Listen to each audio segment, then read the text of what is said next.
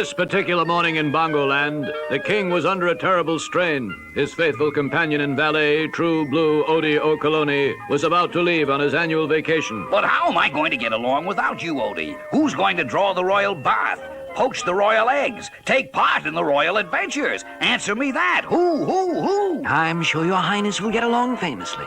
I've left instructions for the palace staff so that your every wish will be gratified. Very well, very well. You go along, have a good time, play, laugh. Don't worry about me.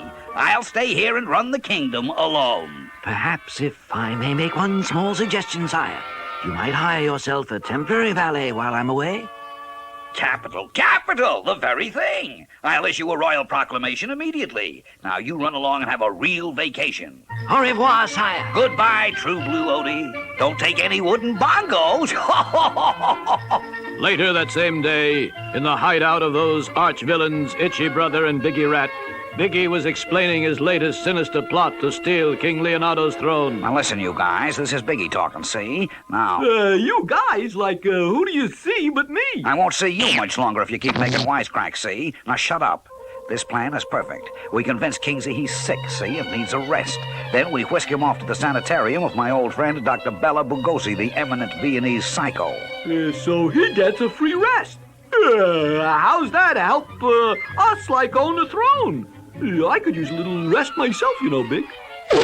You flea brain, you're going to rest in peace if you don't stop interrupting. Now, here's the big idea. Once we get Kingsley there, Dr. Lugosi performs a little operation. Off with his head and all that Alice in Wonderland jam? Oh, blockhead, not off with his head, off with his mane, see? Lugosi takes off the royal mane and puts it on you. Then he puts your mane on Kingsley. With the royal mane, you'll be king, get it?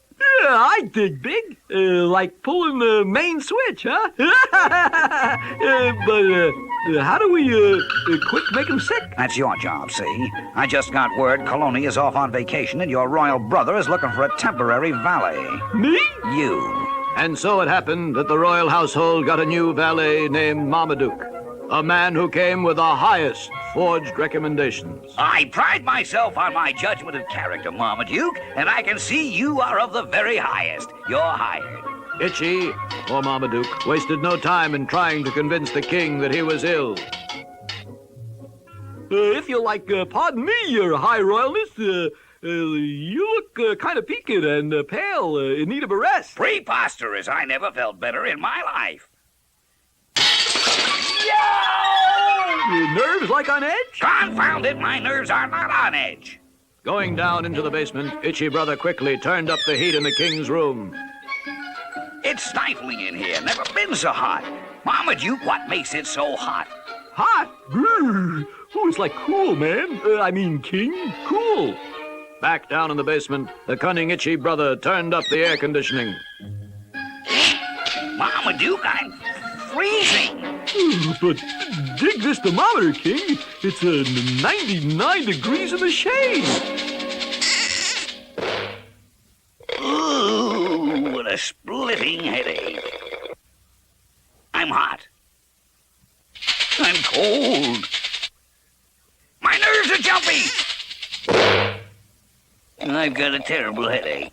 I'm a sick man. Looks like the fatal fever, King. I suggest the rest. There's a nice place up in the mountains. Anything.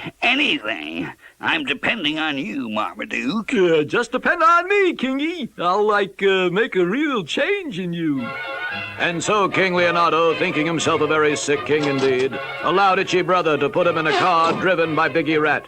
They sped away to the sanatorium of the sinister Dr. Bela Lugosi and his sinister assistants. It looks like Biggie Rat has finally placed the king in his power and the kingdom in his pocket. Will the king get free? Don't miss the next exciting episode, Pulling the Main Switch.